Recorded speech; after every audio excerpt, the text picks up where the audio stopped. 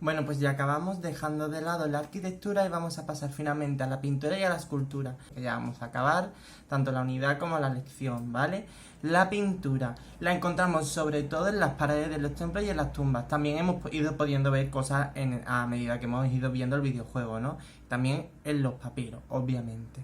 Y bueno, no solo la escritura es la que nos proporciona información, sino que además los jeroglíficos, al ser símbolos, pues también mucha información de la mitología y del día a día egipcio, o sea, que mucha de la historia de Egipto la completamos gracias a esos jeroglíficos con estos dibujos, ¿no?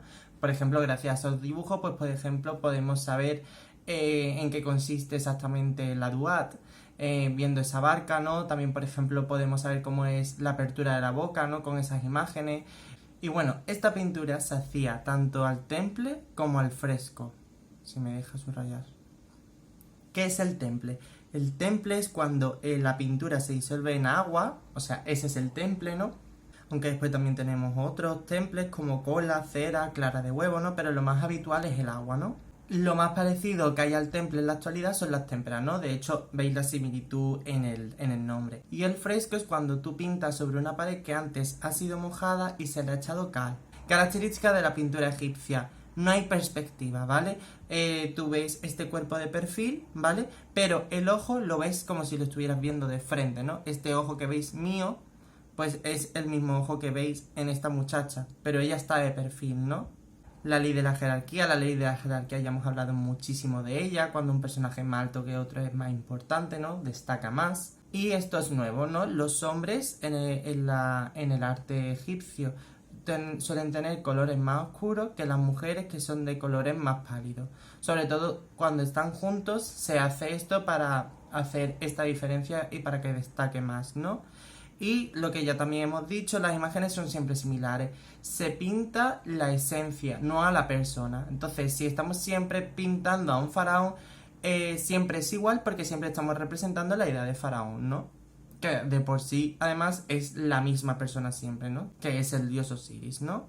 Cuando Akenatón realiza la revolución de Amarna, no solo se dedica a construir una nueva religión monoteísta y pasar la capital de Tebas a Amarna, sino que también cambia lo que es la cultura desde este punto de vista de la pintura y también de la escultura y de los relieves. Lo que va a hacer es que este faraón sí quería que se representaran las personas y no sus ideas y sus valores. Por eso los faraones de esta dinastía sí se suelen distinguir de otros, ¿no? Normalmente sus cabezas son más apepinadas, ¿no? Suelen tener más barriga, ¿no? Ese cuerpo un poco más deforme. Y bueno, aquí por ejemplo en esta imagen tenéis a Tutankamón con su mujer. Además, lo curioso es que Tutankamón, ¿no? Pues aparece con un bastón, cosa que ya sabemos que él padecía, ¿no? De cojera y de escoliosis. Y lo que venía diciendo, lo curioso de este característico arte, ¿no? Es que ya Tutankamón ya sabemos cómo es gracias a estas pinturas, ¿no? Porque siempre que encontremos a Tutankamón reflejado en una pintura o en un relieve o en una escultura, va a ser así. Con la escultura viene a pasar más o menos lo mismo en las características, y además una cosa parecida que tiene con Mesopotamia, al igual que la pintura, es que todo es muy propagandístico, ¿no? Está todo a favor de esos dioses, del faraón y de la élite, que son los que lo pagan y la costean, ¿no? Normalmente religiosa y funeraria. ¿Por qué? Porque la encontramos en templos y en tumbas, ¿vale? También hemos ido pudiendo ver cosas en el juego, ¿no? Por ejemplo, esos pilonos llenos de esas esculturas de faraones. ¿Qué materiales se suelen usar para la escultura? La piedra y la arcilla. Recordad que la madera escasea bastante en Egipto. Y después se policromaban, o sea que se pintaban, ¿no? Y el tamaño, bueno, variaba. Podríamos encontrar esos usheptis, ¿os acordáis? Que eran unos amuletos. Pero después podemos encontrar, por ejemplo, esta escultura aquí, que es más o menos un tamaño normal, hasta, por ejemplo, encontrar esos colosos que estaban en el pilono del espejo de Abu Simbel, ¿no? En el templo mayor, que tenían 12 metros de altura. Las características, como he dicho antes, van a ser muy similares a la pintura, pero vamos a añadirle otras, ¿no? También otras muy parecidas a las que hemos visto a la escultura de Mesopotamia. Frontalidad, no siempre lo vamos a ver de frente, e hieratismo, no hay movimiento. Todo esto se trata, no es que venga a ser una copia de Mesopotamia o que Egipto se copie de Mesopotamia, sino que como son los primeros momentos en los que se hace una escultura y todavía no tienen muchos conocimientos, pues siempre empieza así, ¿no? Y como dije ya en la anterior unidad, nos irá mejorando todo esto hasta el final de Grecia, ¿no? Que es cuando ya se llega a controlar muchísimo la escultura y haya movimiento.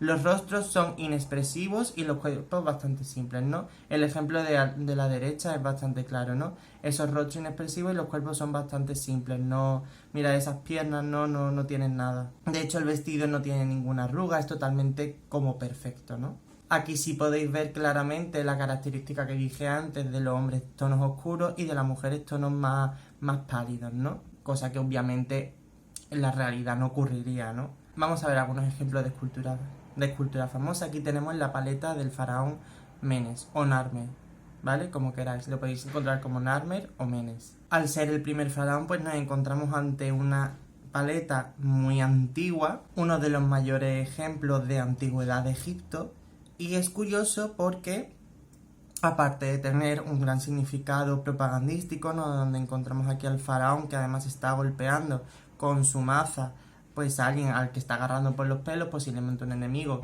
el cual obviamente no está a la misma altura del faraón, de hecho nadie está a la altura del faraón, y de hecho aquí incluso está todavía aplastando a más gente por encima. Pues lo curioso es que estos animales fantásticos que se enroscan aquí, ese círculo que dejan es lo que haría la función que tiene esta paleta, ¿no?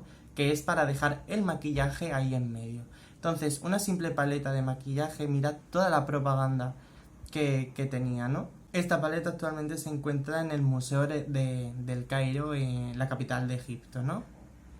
Otro gran ejemplo y mi favorito es el busto de la reina Nefertiti, ¿no? Mujer de Akenatón. Pasa lo mismo que comenté antes, nos encontramos dentro del periodo de la Revolución de Amarna, entonces sabemos exactamente cómo era Nefertiti gracias a este busto que además es bastante realista, ¿no? Y además pues que es también considerada una de las obras más bellas de... No solo de Egipto, puedo decir, yo creo, me la jugaría a decir que es una de las obras más bonitas de la historia del arte, ¿no? Nefertiti significa literalmente la belleza ha llegado. Yo creo que el autor consigue representarnos pues esa belleza. Y la belleza se debe, como pasa en muchas obras de arte, ¿no?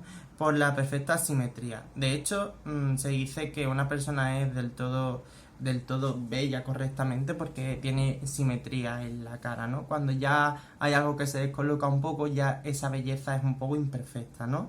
Lo único que esta simetría, por lo único que se rompe esta simetría es que el ojo izquierdo está perdido, es este de aquí.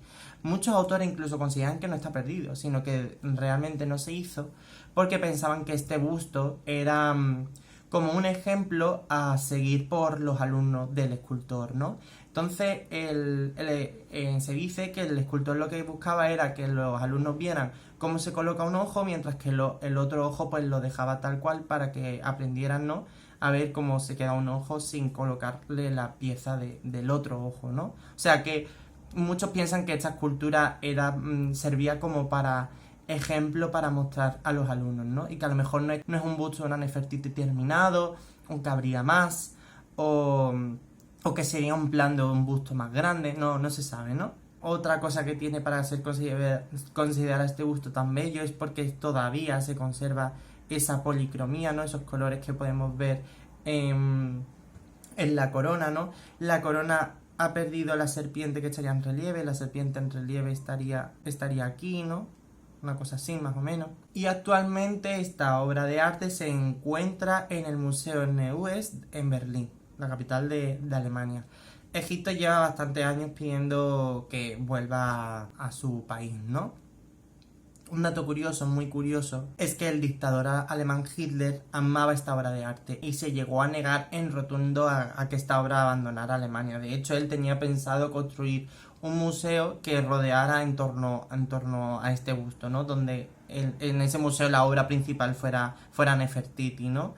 Él llegó a decir que es una obra maestra única, un adorno y un verdadero tesoro. Aprovecho que hemos hablado de Nefertiti para seguir hablando un poquillo más de la revolución de Amarna, ¿no? Y es todo lo que habíamos dicho antes con pintura, todo es más alargado y representa más a esa persona, ¿no? Aquí tenemos de hecho a Nefertiti con su marido Akenatón, ¿no? Rodeado de varios hijos suyos, ¿no? Y este mismo Akenatón que veis aquí es este de aquí, ¿no? Además Akenatón no pasa desapercibido cuando vas a un museo y ves mucha escultura egipcia, ¿no? Tú nada más ver a Akenatón, sabes que estás viendo a Akenatón, ¿no? Y esto es por esta figura alargada, con esos pómulos muy marcados, esa nariz muy alargada, ¿no? Akenatón es uno de los grandes ejemplos de que ya no se representa la idea de faraón, sino que se representa el faraón. Pero como vuelvo a decir, esto solo dura la revolución de Amarna y cuando acaba esta revolución se vuelve a los cánones originales, ¿no? Y ya el último ejemplo que vengo a decir son los colosos de Memnón, ¿vale? Arriba tenemos la representación de cómo se cree que estaría, serían los colosos de unos pilones, pero actualmente solo encontramos eso, no encontramos los pilones, de hecho al fondo quedan otras pequeñas esculturas de otros pilonos, ¿no? Pero no se encuentra nada del templo. Esto lo encontramos en el Luxor y lo curioso, ¿no? Es que podéis ver esas grietas, ¿no? Pues en época romana el ruido del viento o de la evaporación del agua producía que parecieran que estaban cantando, ¿no? Lo que pasa es que se acabó restaurando y ya se ha perdido, ¿no? Pues el pensamiento de que esos colosos cantaban. De hecho, en el videojuego los colosos de Memnón, ¿vale? Los encontramos en Tebas, en la orilla occidental, ¿no? En la orilla sagrada. Y es lo que pues procedo a visitar. Como veis, están en mitad de la nada, ya desde la era ptolomaica ya no se conservan los templos, ¿no? Bueno, aquí sí se conserva algo un poquillo más, ¿no? Pero lo importante es esto, ¿no? Ver los colosos. Aquí tendríamos un pilono, pero no, lo que encontramos son los colosos. Que bueno, en ese momento los colosos no están tan agrietados como lo encontramos actualmente, ¿no? Pero sí que tenemos un poco más de los templos de atrás, ¿no? Pero bueno, estos son los colosos gemelos. Bueno, pues con esto hemos acabado nuestra unidad didáctica de Egipto, pirámides hacia el firmamento. Así que nada, espero no haber sido muy aburrido, muy pesado, que os haya gustado mucho esta lección. Nos vemos en la siguiente que vamos a dedicar a Grecia. Creo que va a ser un poco más o menos parecida. Y nada, ya sabéis que para cualquier duda me tenéis aquí. Nos vemos en el siguiente vídeo. Adiós.